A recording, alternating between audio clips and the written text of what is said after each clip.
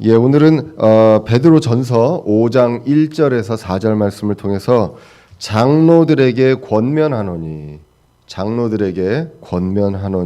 제목으로 말씀을 살펴보고자 합니다.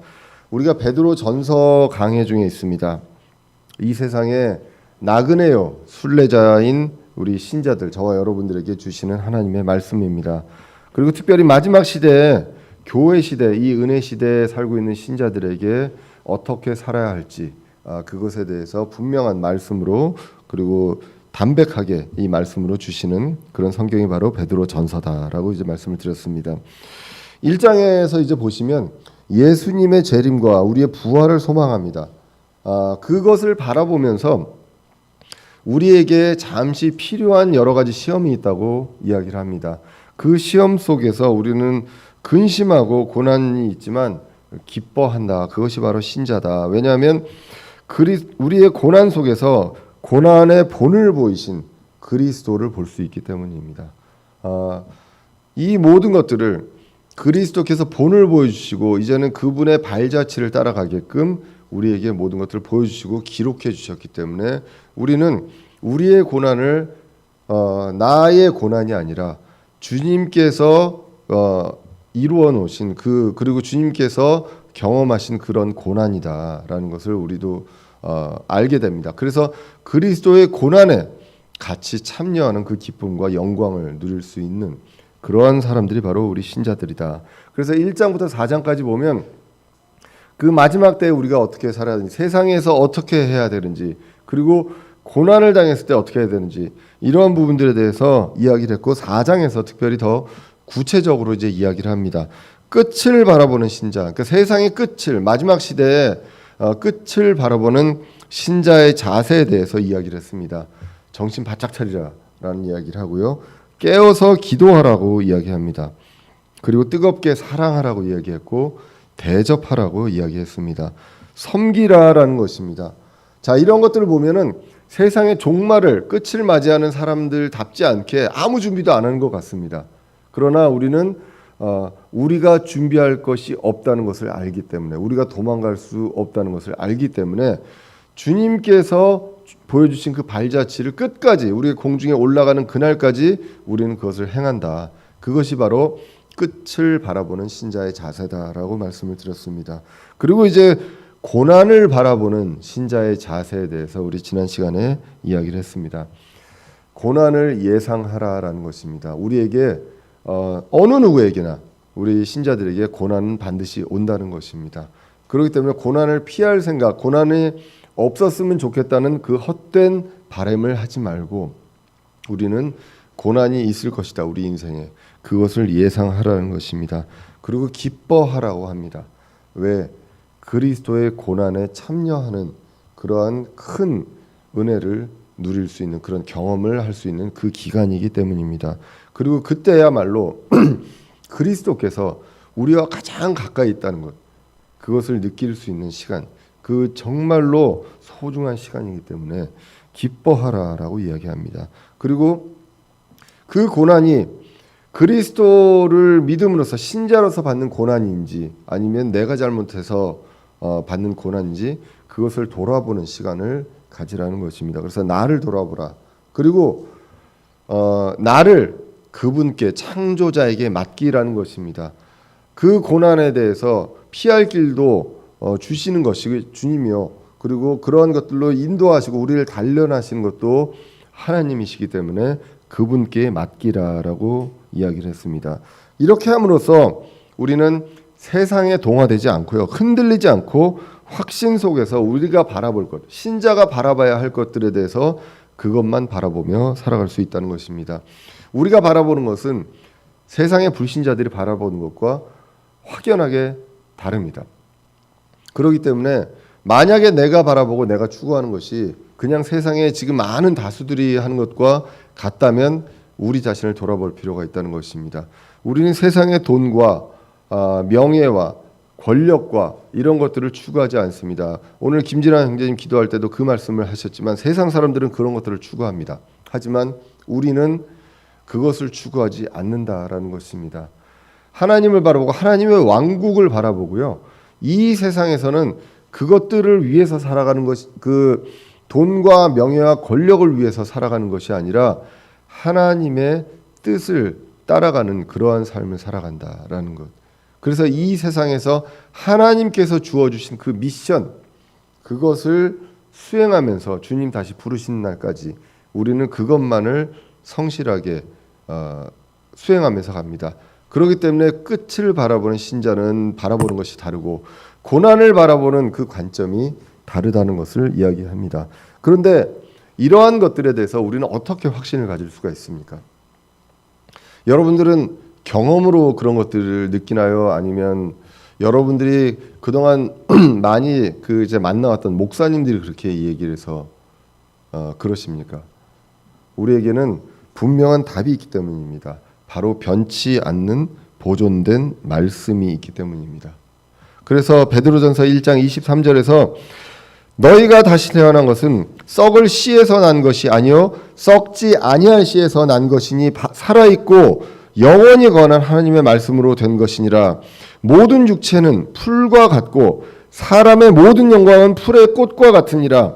풀은 마르고 그것의 꽃은 떨어지되 오직 주의 말씀은 영원토록 지속되나니 복음으로 너희에게 선포된 말씀이 이 말씀이니라 라고 분명하게 말씀합니다. 그래서 우리가 구원받고 우리가 지금 하나님의 자녀가 된 것도 영원히 변치 않는, 그리고 지금까지 보존된 흠없는 완전한 말씀이고요.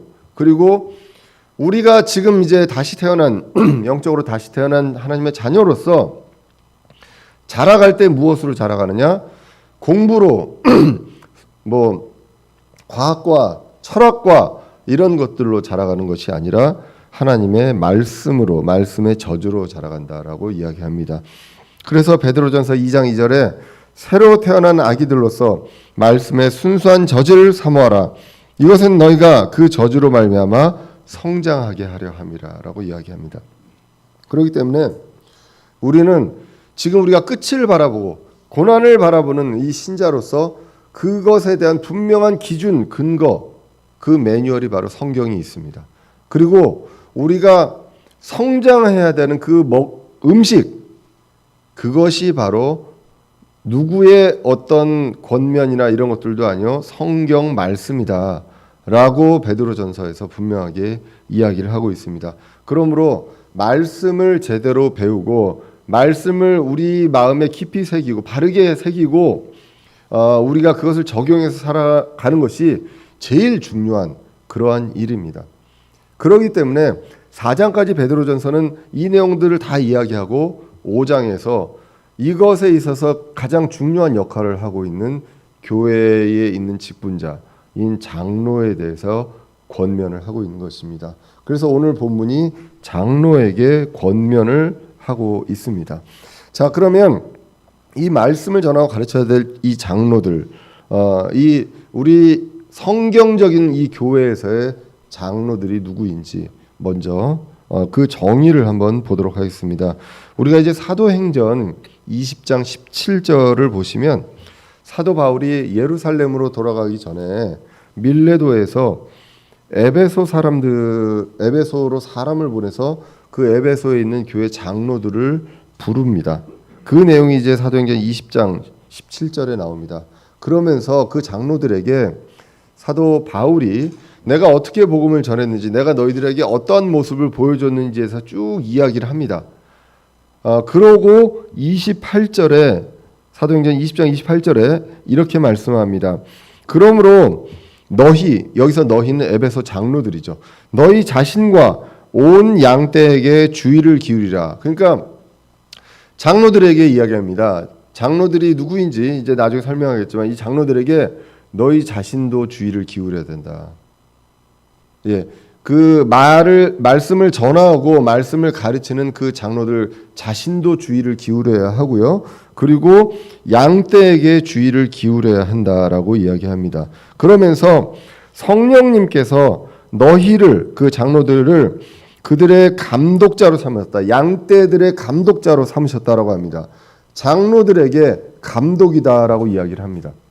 그래서 감독자로 삼으사 하나님의 교회 곧 그분께서 자신의 피로 사신 교회를 먹이게 하셨느니라. 그 양떼들이라고 있는 교회에 있는 양떼들을 먹이게 하셨다. 이건 누굽니까? 목자죠, 목자. 양을 먹이는 목자입니다. 그래서 장로들을 불러놓고 너희들은 감독자다. 그리고 양떼를 먹이는 목자다. 이 내용을 이야기를 하고 있습니다. 그렇기 때문에 장로는 결국 감독이고 그리고 또 뭘까요? 우리가 이제 이 국어적으로 그냥 언어적으로만 보면 성경 뭐 어디 뭐 막 우리 여러분들의 생각을 빼고 오늘 본문의 언어적으로만 보면 장로를 불러놓고 너희들은 감독이다. 그리고 너희들이 하는 일의 목적은 뭐냐? 감독의 목적이 뭐냐? 양떼를 먹이는 것이다. 그렇기 때문에 목자라고 이야기합니다. 이 목자 결국 목사입니다. 그렇기 때문에 장로가 감독이요, 감독이 목사입니다. 이 세 명칭은 하나다라고 성경적으로 우리가 볼 수가 있습니다.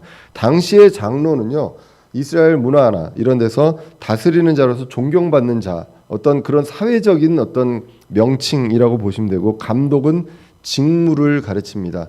감독을 하는 일이다라고 하는데, 그럼 이 감독이 하는 일의 목적이 무엇이냐? 양떼를 먹이는 것입니다. 그렇기 때문에 목자는 그 일의 목적을 나타냅니다. 그래서 같은 어떤 직무이지만 그 장로라고 불릴 수도 있고 감독이라고 불릴 수도 있고 또 목자 또는 목사라고 불릴 수도 있습니다. 그런데 이 역할을 누가 했느냐? 사도 시대 때, 교회 시대 때 사도부터 이 역할을 했습니다. 그렇기 때문에 오늘 본문 5장 1절에서 베드로가 하나님께서 베드로를 통해서 얘기합니다. 베드로가 너희 가운데 있는 장로들에게 권면하노니라고 이야기합니다. 베드로가 이제 베드로 전서를 읽는 그 수신자들에게 너희 가운데 있는 장로들에게 권면하노니 나 역시 장로요라고 얘기합니다. 그래서 사도 베드로가 나도 장로다. 그러니까 그러한 역할을 한다라고 이야기를 합니다. 그럼 이 시대의 장로가 다 사도입니까? 그렇지는 않습니다. 사도는 사도행전 1장 2장에서 분명하게 그 정의를 해놓은 그 내용이 있습니다. 예수님을 보고 예수님과 함께 그 따라다니면서 예수님의 그 사역을 본 자들이라고 해서 이제 사도들을 정의를 하기 때문에 지금 시대의 사도는 없습니다. 그러나 그 역할은 무엇을 했느냐?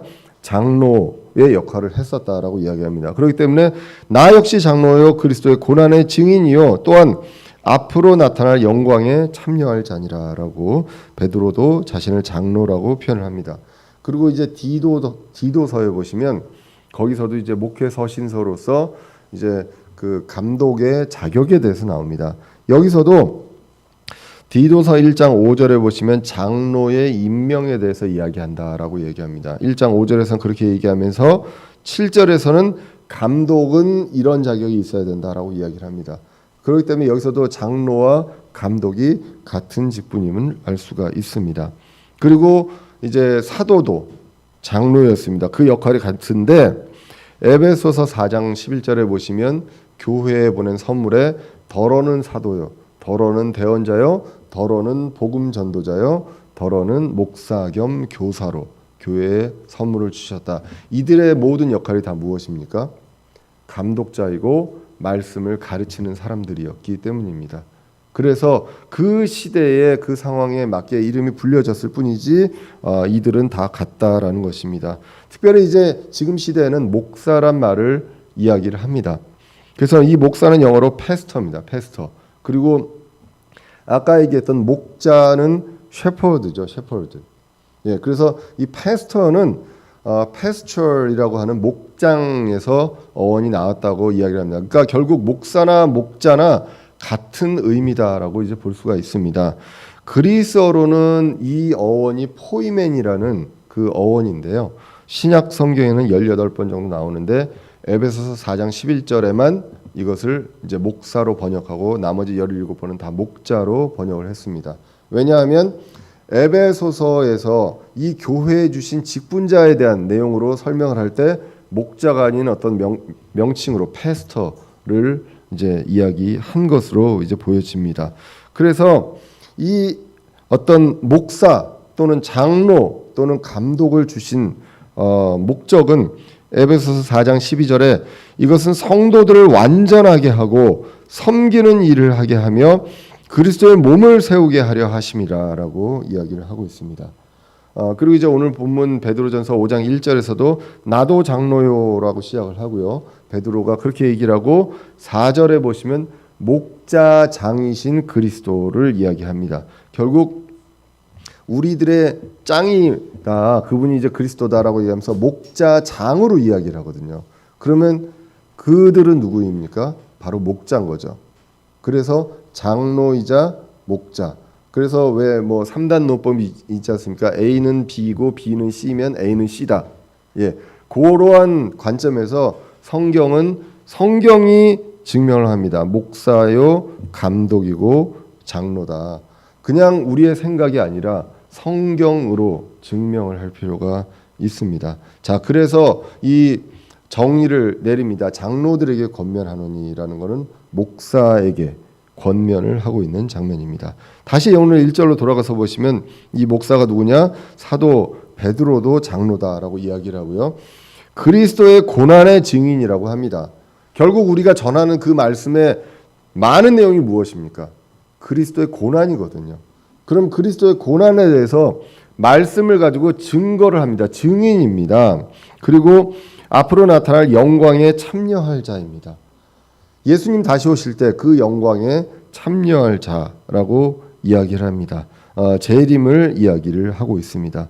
그러면 이 장로들의 그 주 업무가 무엇인가? 결국은 사도들도 비슷한 일을 했다고 우리가 거기에서 이제 보시면 처음에 이제 교회가 생겼을 때, 사도행전에서 처음에 이제 교회가 생겼을 때 그 사도의 역할들을 보면서 이제 알 수가 있습니다. 사도행전 6장 4절에 보시면 이제 집사로 보이는 그 형제들을 이제 세울 때 그때 세운 목적이 무엇이냐 하면 사도행전 6장 4절에 오직 우리는, 여기서 우리는 사도들입니다. 계속해서 기도와 말씀 사역에 전념하리라라고 이야기합니다. 그렇기 때문에 이들은 하는 일이 말씀 사역과 기도였다는 것, 그것을 이야기를 하고 있습니다.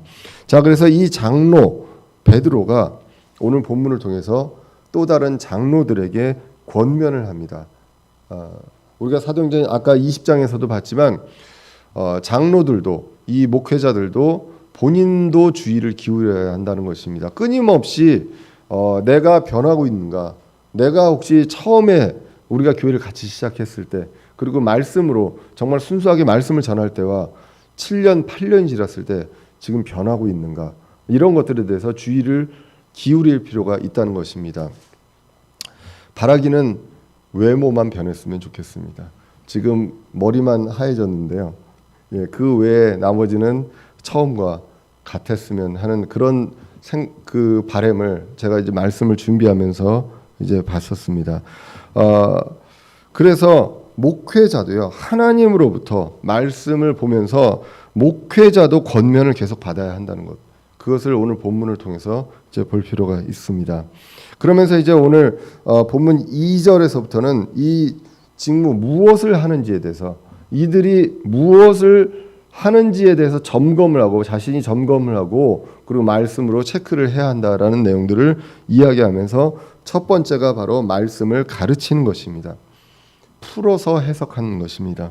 5장 2절에 보시면 너희 가운데 하나님의 양떼를 먹이고 감독하되 억지로 하지 말고 자진해서 하며 더러운 이익을 위해 하지 말고 오직 준비된 마음으로 하며라고 해서 하나님의 양떼를 먹이라고 합니다. 하나님의 양떼를 먹여라. 그러니까 먹여서 자라게 해야 하는데, 아까 베드로전서 2장 2절에서 이 먹이가 뭐라고 했습니까? 말씀의 젖입니다. 그렇기 때문에 이 말씀을 먹여야 합니다. 그런 말씀을 먹이는 것은 무엇입니까? 말씀을 가르치는 거죠. 그래서 말씀을 선포해야 합니다. 그래서 여기서도 양떼를 먹이라고 하면서 베드로가 하나님의 말씀을 베드로의 손을 통해 이 양떼를 먹이라는 이야기를 하게 됩니다. 늘 지금 3주째 이 말씀을 드리지만 베드로 전서를 보면 베드로가 이 말씀을 받아서 적으면서 주님의 영감으로 이걸 적으면서 찔리는 부분들이 한 세 군데 있다. 첫 번째가 깨어 있으라 라는 것들이 있었죠. 그리고 두 번째가 뭐였죠? 부끄러워하지 말라는 것입니다. 베드로는 부끄러워했습니다. 예수님을 부끄러워했고 고난에 당하는 것을 부끄러워했었습니다. 그리고 오늘 본문입니다. 양떼를 먹이라는 것입니다. 혹시 이 말씀 기억나시나요? 요한복음 21장에 보시면 예수님 부활 후에 베드로를 만나 주시죠. 그래서 예수님께서 베드로에게 세 번을 물어봅니다. 뭐라고 물어보시죠? 나를 사랑하느냐. 베드로가 부인했던 세 번을 똑같이 콕 집어서, 그죠? 콕 집어서 베드로에게 물어보십니다. 예, 그럴 때 사랑합니다라고 했더니 예수님께서 뭐라고 말씀하시죠? 내 양들을 먹이라라고 세 번을 이야기하십니다. 그래서 양들을 먹이라라는 내용 이야기를 세 번을 듣습니다. 베드로가.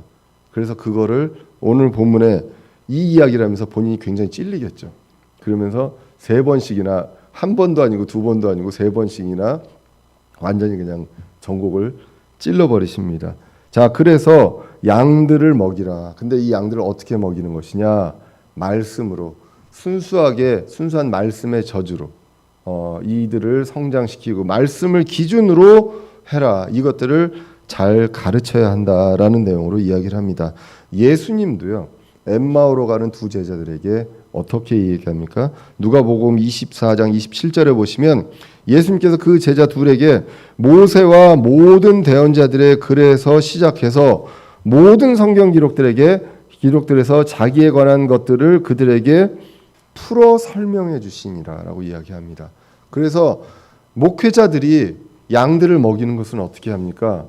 나를 따르라. 내가 위대하고 하나님께서 나를 특별히 사랑하시니 나를 따르라가 아니라 말씀을 풀어서 가르치는 것. 늘 제가 말씀드리지만 사도 바울의 고백처럼 복음을 위탁받은 대로 전하는 것. 그것이 바로 이 자리에 서 있는 사람이 해야 될 일이라는 것입니다. 예수님도 말씀을 풀어서 설명해 주셨다는 것. 그래서 이 장로가 해야 될 가장 큰 임무 중에 하나는 바로 말씀을 가르치는 것입니다. 그리고 이제 두 번째가 감독한다고 나옵니다. 다스리고 돌보는 것이죠. oversight 이렇게 나오는데요. 오늘 본문 2절이 이제 양떼를 먹이고 감독하되라고 나옵니다. 그래서 무엇으로 감독을 합니까? 이 감독하는 것도 내가 하는 말에 그것을 따르라. 나의 지시를 따르라. 하나님께서 모든 권한을 나한테 주셨기 때문에 뭐 캐톨릭에서 얘기한 것처럼 교황한테 모든 권한을 줬기 때문에 교리까지 바꿀 수 있다라고 권한을 준 적은 없다는 것입니다. 그 성경 어디에도 없고 사도 바울도 복음을 위탁받은 대로 말씀을 위탁받은 대로 그대로 전했다고 이야기를 했습니다. 그래서 감독을 하고 권면을 하고 그리고 훈계를 하고 이렇게 할 때도 무엇을 기준으로? 말씀에 나와 있는 것을 기준으로 해야 한다는 것입니다. 목회자의 경험과 목회자의 지식, 목회자의 어떤 권력을 가지고 해서는 안 된다는 것입니다. 그래서 결국은 다시 돌아가서 사도행전 6장으로 돌아가서 보시면 말씀과 기도 사역으로 할 수밖에 없다라는 것입니다. 목회자에게 특별한 능력을 주시지 않았습니다. 저는 주시지 않았다고 단언컨대 이야기할 수 있습니다. 제가 사도가 아니거든요. 사도 시대에 그런 능력을 주신 그런 것이 아니기 때문에 목사 겸 교사로 말씀을 가르치는 그거 외에 다른 영험한 능력을 주시지 않았습니다. 저와 여러분들의 미래를 볼 수도 없고요. 저와 여러분들의 과거를 볼 수도 없습니다. 목회자가 그런 것들을 한다고 하면 무지하거나 자신을 속이는 자다라는 것, 그것을 우리는 알 수가 있습니다. 만물 박사가 아니라는 것입니다. 디모데전서 5장 17절에 보시면 장로들은 잘 다스려야 된다고 합니다. 그래서 잘 다스리는 장로들을 2배나 존경할 자로 여기되, 그런데 이 다스리는 장로들이 무엇으로 하느냐라는 것이 뒤에 나옵니다. 특별히 말씀과 교리로 수고하는 자들에게 그리할지니라라고 이야기합니다. 그러니까 감독을 무엇로 합니까? 말씀과 교리로 하는 것이지 다른 것들로 하는 것이 아니다라고 성경이 분명하게 이야기를 하고 있습니다. 그러면 이제 그 가르치고 감독을 하는 데 있어서 어떠한 마음가짐으로 해야 하는지, 그게 이제 2절 중반 이후부터 나오게 됩니다. 감독하되 그 뒤에서부터 나오게 됩니다. 먼저가 자진해서 억지로 하지 말라는 것입니다. 억지로 하거나 그런 것이 아니라 자원하는 마음으로 자진해서 해야 한다는 것. 참 이 말씀을 보면 제가 이제 저를 돌아보면서 이제 많이 부끄럽게 됩니다. 왜냐하면 이왕 할 거 자진해서 자원해서 했으면 얼마나 좋았을까라는 생각을 하는데 처음에 그렇지 못했던 것들은 이제 저와 여러분들이 다 알 수가 있습니다. 그런데 자진하게 만드셨다라는 것이죠. 소명을 주시는데 저에게도 주시고, 그리고 그때 저와 함께 하셨던 그 여기 계시는 그 우리 지체분들에게도 그것을 주셔서 같이 동의하에 이러한 것들을 교회에서 이제 목회자로 이제 세워졌던 것들을 이제 보게 됩니다. 그 전까지 아시겠지만 많이 이제 피해 다녔습니다. 피해 다니고 여러 가지 일도 있었습니다. 아시겠지만 제가 이제 미국 생활을 접은 거는 학교에서 이제 그 우리나라의 어떤 그 다른 대학에 교수로 오게 되었기 때문에 갑자기 미국 생활을 접고 이제 왔었는데 그 학자로서 교수로서 양심의 가책을 느끼는 일을 해야만 하는 그런 일들이 발생해서 결국은 이제 사표를 내고 정말 그 눈물 나는 그 비정규직에, 그 눈물 없이는 들을 수 없는 그 비정규직의 일을 이제 오래 이제 하게 됩니다. 그런데 그 기간에 이제 신학을 공부를 하게 되고요. 혼자 이제 그 주말 부부를 하면서 이제 하게 되고, 그리고 그러던 차에 하나님께서 인도하시고 저도 한 몇 개월을 사역을 하면서 이제 대전에 모임을 시작하게 되었죠.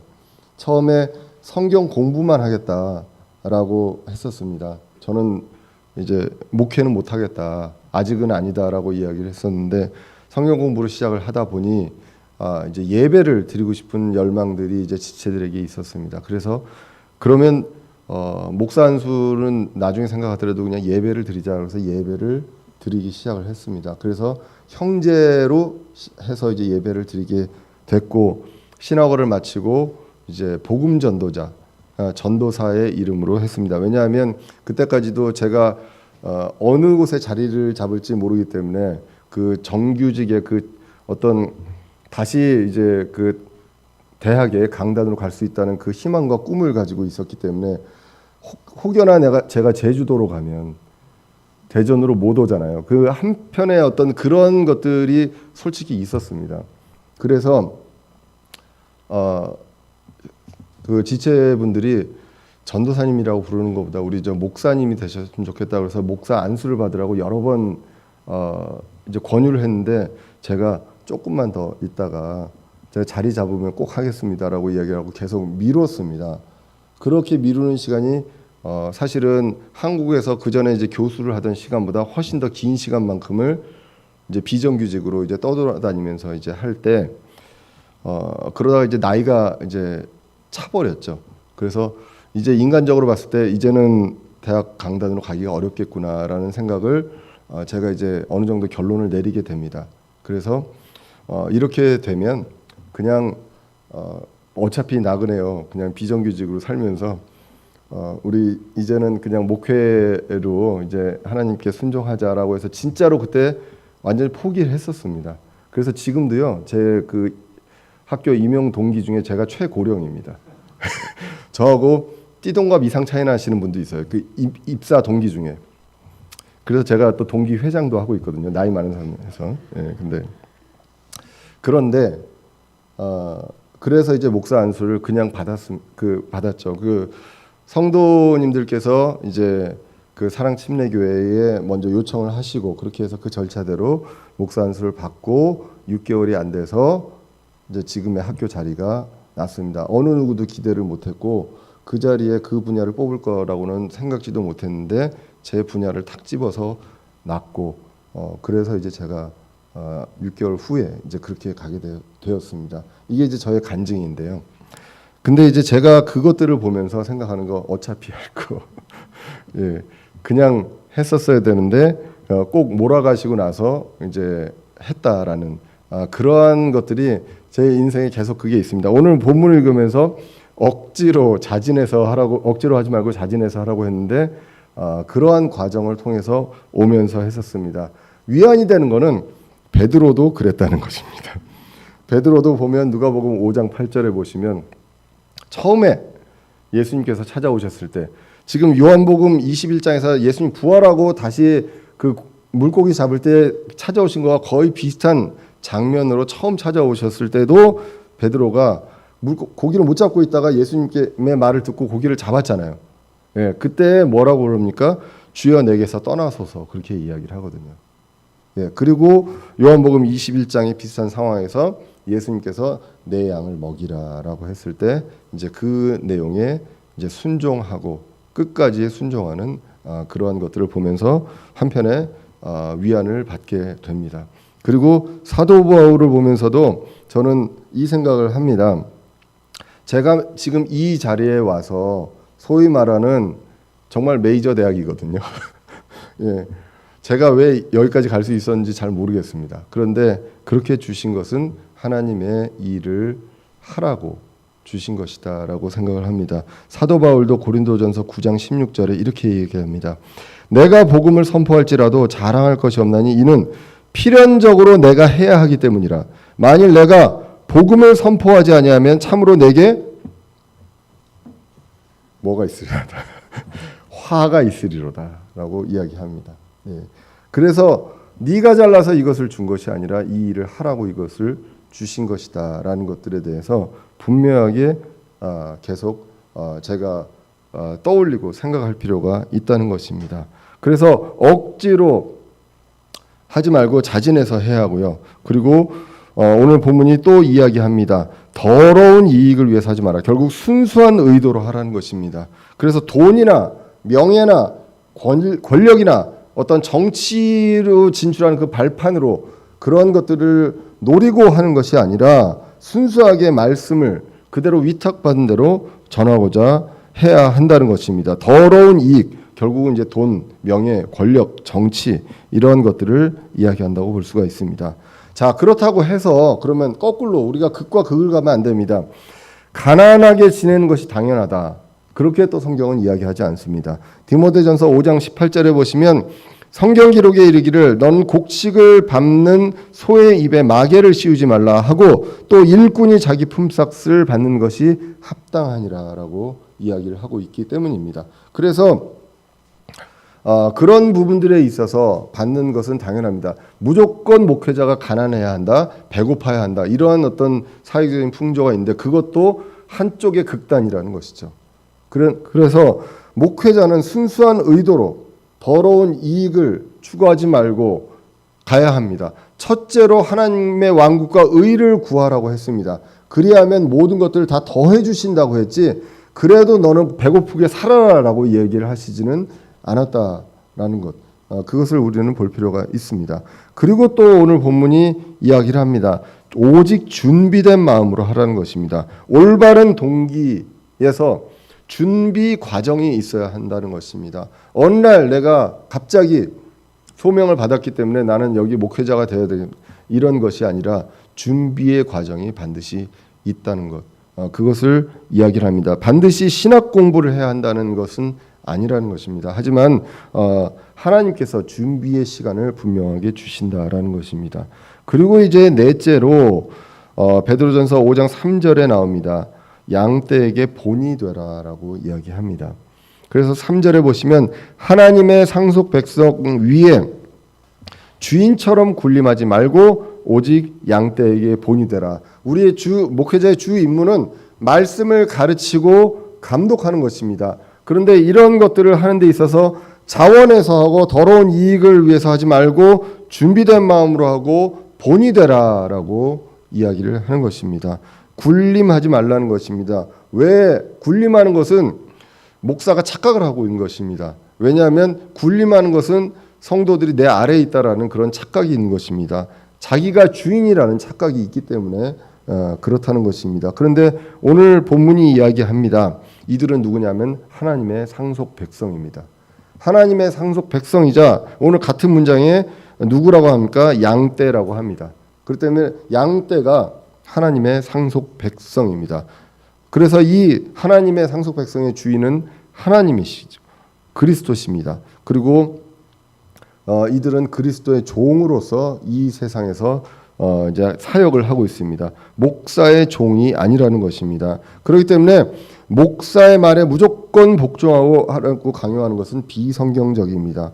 목사가 전하는 말씀에 순종해라. 이것이 구체적이고 정확한 말씀이라는 것입니다. 그리스도와 그 말씀에 복종하라고 가르치는 것, 그것이 이제 바로 목사가 해야 하는 것입니다. 그러면서 이제 본이 되어야 되기 때문에 그 자격에 대해서 디모데전서 3장 2절 이하에서 기록이 됩니다. 그러므로 감독은 반드시 책망받을 것이 없으며 한 아내의 남편이며 깨어 있으며 맑은 정신을 가지고 있으며 행실이 바르며 손님 대접하기를 힘쓰며 가르치는 재능이 있으며 자기를 술에 내어 주지 아니하며 구타하지 아니하며 더러운 이익을 탐내지 아니하며 오직 인내하며 말다툼하지 아니하며 탐욕을 부리지 아니하며 자기 집을 잘 다스려서 자기 자녀들을 모든 위엄으로 복종시키는 자라야 할 것이며 남자가 자기 집을 다스릴 줄 알지 못하면 어찌 하나님의 교회를 돌볼 수 있으리요 라고 나오고 6절에 초신자는 아니 되나니 이것은 그가 교만하로 높아져서 마귀의 정죄에 빠지지 아니하게 하려 함이라라고 이야기를 합니다. 이렇게 목회자가 본을 보여야 되는 그 자격에 대해서 이야기합니다. 그리고 이제 초신자에 대한 내용들은 물론 이제 그 믿은 지 얼마 안 되는 사람도 있지만 이 교회 내에서 반드시 이제 그 되도록이면 목회자가 나오는 것이 바람직하다라는 것. 그래서 우리 다음 세대의 목회자는 우리 교회에 있는 우리 저 다음 세대의 꿈나무들 중에 꼭 그 나왔으면 하는 그러한 바람이 있습니다. 이것은 성경에서 얘기하는 건강한 교회의 모습이자 그리고 우리가 모든 것들을 다 이제 버리고 순수한 마음으로 추구하는 것이 되겠습니다. 자, 그렇게 하면 목회자에게 영광의 관을 주신다고 성경이 기록합니다. 오늘 본문에 베드로전서 5장 4절에 보시면 그리하면 목자장께서 나타나실 때 지금 목회자들의 목자장께서 나타나실 때 너희가 사라지지 아니하는 영광의 관을 받으리라라고 이야기합니다. 주님 다시 오실 때 목회자는 영광의 관을 이제 받게 될 것입니다. 자, 그래서 오늘 본문은 목회자가 자신을 목회자를 돌아보는 그러한 기회로 반드시 말씀을 통해서 이제 점검을 해야 될 필요가 있습니다. 그리고 이제 성도들도 목회자에 대해서 이제 생각을 해볼 필요가 있습니다. 이 기준으로 말씀을 위탁받은 대로 가르치고 있는지, 그리고 그 감독도 말씀과 교리로 그리고 말씀과 기도로 감독하고 다스리고 있는지, 이 목회자에 대해서 그런 부분들을 이제 볼 필요가 있다는 것입니다. 그 외에 여러 가지 것들 부여되지 않은 권한들을 행사하고 있거나 월권을 하고 있는지, 그런 것들에 대해서도 분명히 말씀을 근거해서 볼 필요가 있습니다. 그런데 우리가 양극단을 가면 안 된다고 하지 않습니까? 그렇다고 해서 또 너무 무시하면 되느냐? 그렇지는 말라고 또 성경이 감사하게도 이야기를 하고 있습니다. 귀하게 여기라라고 이야기를 합니다. 아까 디모데전서 5장 17절에서 존경하라고 얘기했고요. 데살로니가전서 5장 12절 이하에서 보시면 형제들아 우리가 너희에게 간청하노니 너희 가운데 수고하고 주 안에서 너희를 감독하며 너희에게 훈계하는 자들을 알고 그들의 일로 인하여 사랑 안에서 그들을 매우 귀중히 여기라라고 기록을 합니다. 왜 그렇습니까? 말씀으로 우리가 다 자라가야 하는데 그 말씀을 가르치는, 풀어서 설명해주는 그 사람에 대해서 굉장히 이 교회에서는 귀하고 중요한 존재가 맞기 때문입니다. 목회자가 어떻게 됨에 따라서 교회가 정말 휘청할 수도 있고요. 교회가 완전히 다른 길로 갈 수도 있고 그런 사례들을 지금도 우리 시대에 많이 보기 때문입니다. 그렇기 때문에 이러한 일들을 자진해서 억지로 하지 않게 하고요. 그리고 준비된 마음으로 더러운 이익을 추구하지 않게끔 성도들도 목회자를 이제 바라보는 그런 마음이 이제 귀하게 여기는 그런 마음이 있어야 합니다. 그리고 말씀에 근거해서 목회자가 말씀이 이렇게 이야기하고 있습니다라고 이야기를 했을 때 그 말씀에 순종하고 복종하는 일이 있어야 합니다. 그럴 때 목회자가 기쁨으로 사역을 할 수가 있습니다. 히브리서 13장 17절에 보시면 너희를 다스리는 자들에게 순종하고 복종하라. 그들은 마치 자기가 회개 보고할 자인 것 같이 너희 혼을 위해 깨어 있나니. 깨어 있습니다. 사역자들은 지체들의 혼을 위해 깨어 있고 그들이 기쁨으로 그것을 하게 하고 근심으로 하게 하지 말라는 것입니다. 그것은 너희, 그러니까 지체들, 성도들에게 유익을 주지 못한다.